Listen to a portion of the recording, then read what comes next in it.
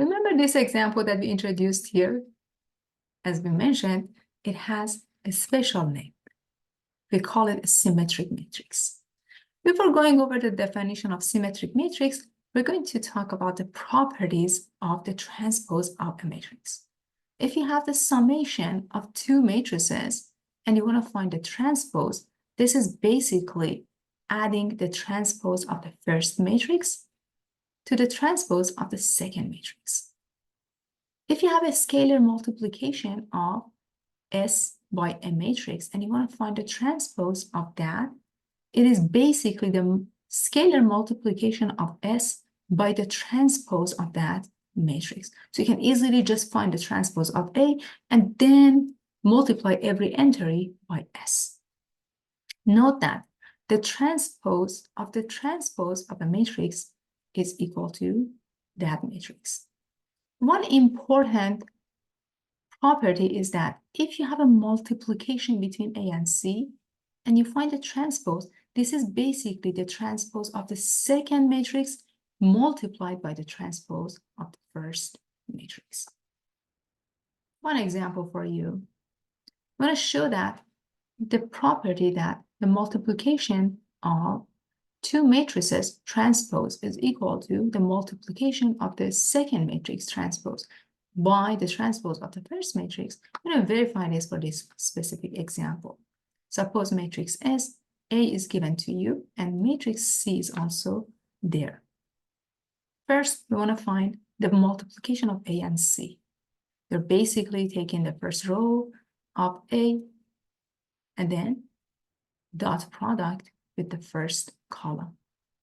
Then we're going to take the first row and find the dot product with the second column. And you're going to repeat this for the second row as well. If you do that, you have 1 times 5 plus 2 plus 0, which gives you 7.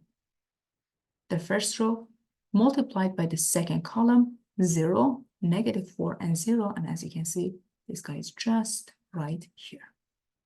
You can also do the same. And let me change the ink color. Here you have the second row. You're going to find the dot product between second row and the first column, which gives you 15 minus 1 plus 0, which is 14. And the dot product between the second row and the second column, which is 0, 2, and -12, which gives you -10.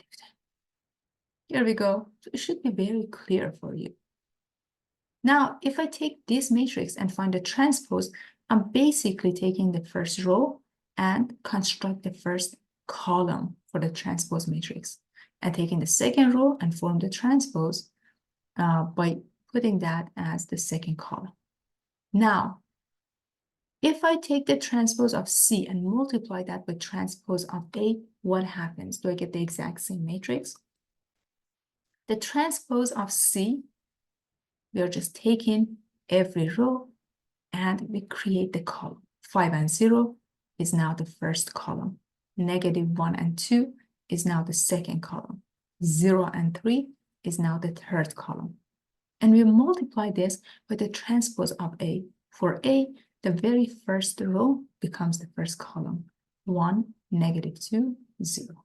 The second row becomes the second column. 3, 1, and -4. Now you're going to start doing the multiplication, all right? Or basically finding the dot product between rows and columns. The very first row multiplied by the first column. It's a dot product intuitively, right?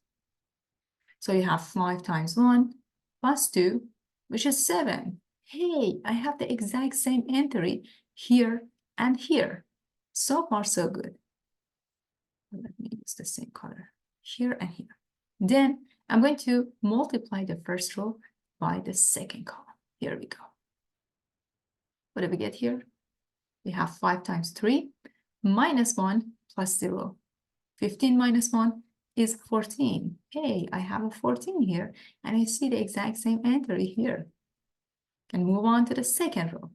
Do the same thing. I get -4 and then -10.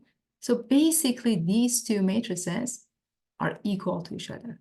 We just verified this property for the transpose for the multiplication of two matrices for these two matrices.